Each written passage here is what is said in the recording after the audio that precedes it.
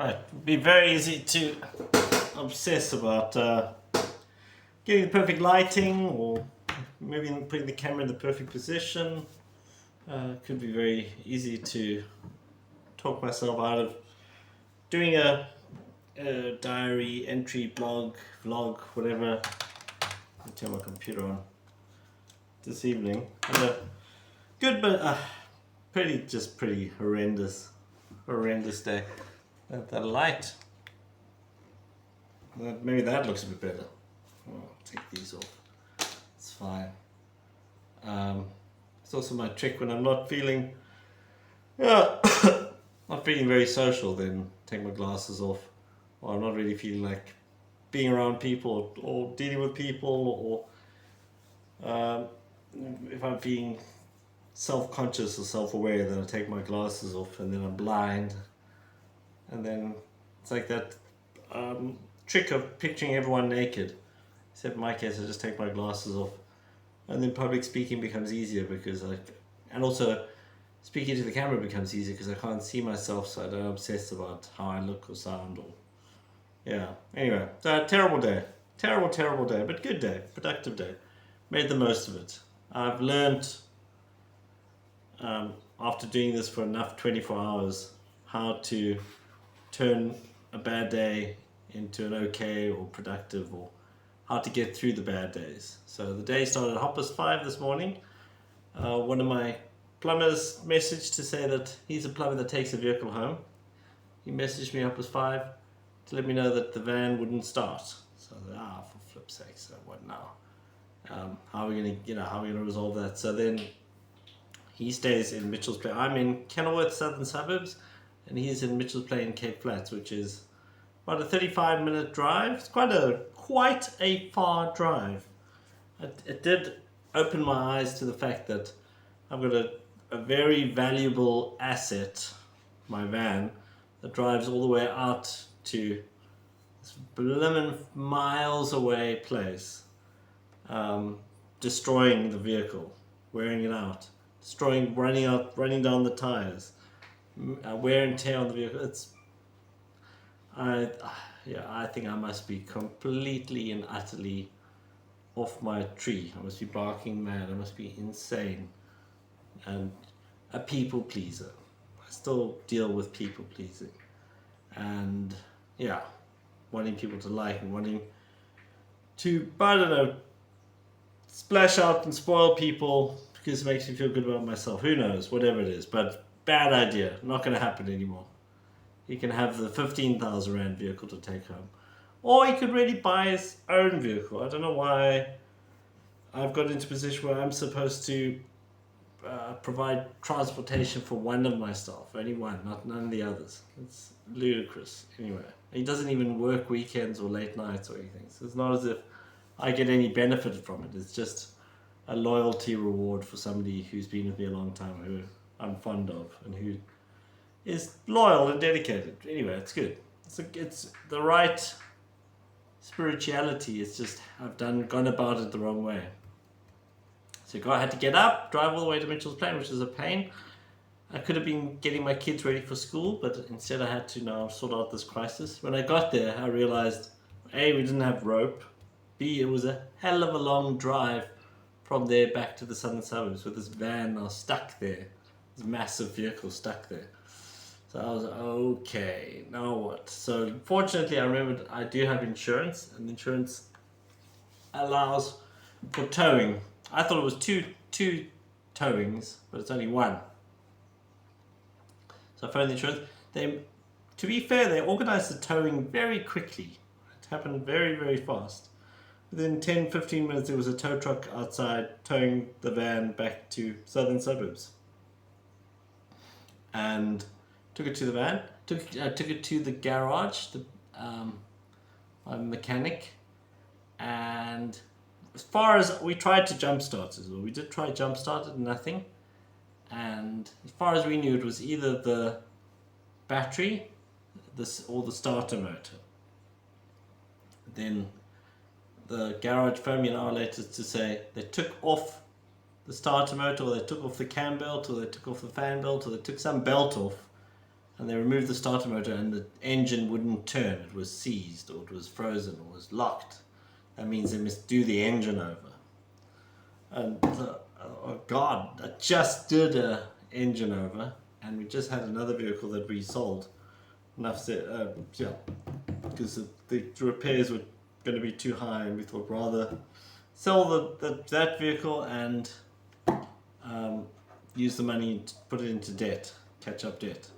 So we sold 2 vehicles this year, and had a lot of vehicle repairs. It's been hectic. Yeah, so chatting with them on the phone, said they can get a second-hand engine, do the work, replace the engine, 68,000 rand. Oh my gosh, I don't have 68,000 rand. And they can't do the work now. So I say, oh, you can't do the work now, and it's 68,000 rand. So they're phoning around, panicking, phoning diesel mechanics, phoning engineers, trying to figure something out. Meanwhile, one of my plumbers didn't pitch for work. He didn't pitch for work on Saturday and didn't tell me. Then didn't message the whole weekend, didn't message this morning, didn't answer his phone, read the messages, didn't reply. Yeah, so you do the math. I mean, I've had a lot of problems with staff in the last 12 years. I don't like having staff. I would much prefer to be a bucky plumber and have a handlanger and go out and do 1 or 2 small jobs here and there and make really good money probably. I'd probably make really good money. I don't know. But I found people want bathrooms and they want geysers and they want... And I got too busy, and I do get too busy, and I am too busy. So I need 4 to 5 teams constantly in order to do well and survive. It just is what it is. I need lots of guys, not lots of help. And it sucks. I hate it. It's the worst. Hate. Hate it so much. It's the worst. Yeah. Don't anyone think of starting a plumbing company or service company? Good luck. It might be very exciting. You're welcome to message me in the comments or phone me or talk to me or WhatsApp me, ask me how it's going years into it. I'm, let's say, 19 years into this journey of running a plumbing company. And I'm at the point now where I'm just gutful. In South Africa, gutful means I'm sick of it. I'm done. I'm over. I've had it up to here. I'm done. I want to do something else. I want somebody to phone me up and say, I'll buy your plumbing company for 2 million or 3 million.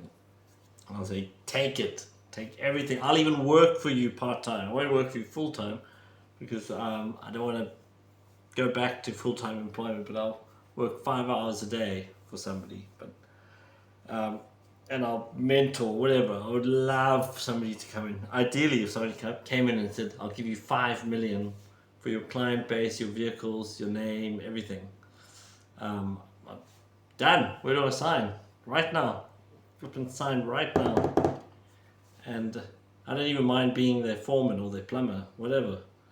But yeah, so this guy didn't message, text, nothing. And we had so much work booked, and he was supposed to work Saturday, and he let me down Saturday, he let me down today, and he's let me down progressively every week, 1 day, 2 days. He's been off almost every single week for the last 3 months, 1 day, with each time a very plausible excuse. But that's what staff do. They all start out fantastic and motivated, wonderful attitudes, positive. Another thing to watch out for is anyone who tells you, I've got your back, I'll never let you down, Dave. I'll never let you down. I'm going to be your number 1 guy. I'm always there for you. Don't worry. We're all a team. We're working on this together. We're going to make sure we succeed. Anyone who does pep talks or tells me how motivated and dedicated and happy and positive. Yeah. Anyone who raves about themselves and tells you how incredibly motivated, they might be feeling it at the time. But it's probably a guilty conscience. They know they've been off their game for a couple of days, weeks, months, years, whatever. And now they've had a good run, 3 days straight where they were in early, no comebacks, friendly, clients were happy, got through the work. on time, you know, saying, got through all the work, took on more work, just really processing things, went so smoothly. So now they think, you know, I'm the A team, I'm the top guy, I'm the top dog, and I'm gonna help this company to succeed, and we're gonna be flying. And then day 4, it's like, boom, they let you down again. Anyway, it is what it is. I also have fluctuating energy levels. My energy levels go up, but they go down. They go up, but they go down. My motivation and my what helps is being competitive sometimes. If I'm competing against somebody, then that just gives me that little bit of an extra push to keep going and to win. The desire to win and to outdo somebody. That sometimes still. And the best thing when I'm having a tough time is just having a routine and a schedule. Doing things according to a routine and automating it. Then it's not work and it doesn't rely on my willpower and my motivation. It's just certain days I do certain tasks by certain times. Yeah, but tonight I do have to sit up and do a bit of work because I'm on the tools. So I'm out there doing plumbing on the tools. And so it turns out the van that the engine was supposed to be taken out and replaced for 68,000, which is a bad idea anyway, because how do I sell the van if the license number doesn't match the engine number, or the engine and the VIN numbers are different? Then they'll think it's a stolen car or it's fraud, and it lowers the value as well. But I found another garage, and this garage helped my wife out when her Mini Cooper wouldn't start. The same garage was saying it was the gearbox and the alternator and the starter and the this and the that, and that was going to be 44,000. This guy said, nope, it's the armature on the clutch. The arm is broken or snapped, and you need to weld another pin, and then when you depress the clutch, then it'll push the button, and then he did that, and it was something like 3,000 rand, and it worked afterwards. So it was perfect. We're like, oh, so somebody who actually knows what he's talking about fixed it affordably, and it had nothing to do with the gearbox, clutch, nothing.